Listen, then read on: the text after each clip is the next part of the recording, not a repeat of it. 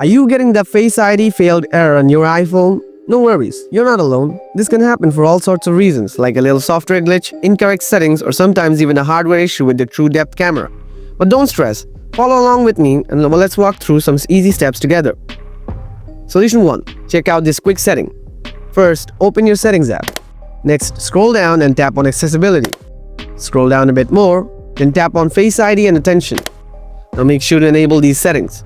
Require attention for Face ID, attention-aware features, and also turn on haptic on successful authentication. If these settings are already enabled, then try turning them off first and then turn them back on. After that, go back to the main screen. Now swipe down to open the control center. Tap and hold the brightness slider. Then turn on True Tone to see if that helps. Solution 2. Check hardware test for Face ID related issues. Go ahead and open the App Store. In the search bar, type Check My Device. Install the app, then open it. Scroll down and look for the Face ID test option. Tap on Begin Test to start checking. Check if your Face ID works through this app or not. If Face ID still doesn't work here, it might be a hardware problem.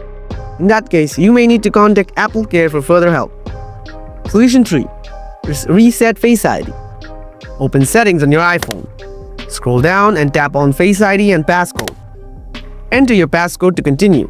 After that, tap on Set up Face ID and follow the prompts to set it up again. This can help fix any recognition issues you might be having. And that's it.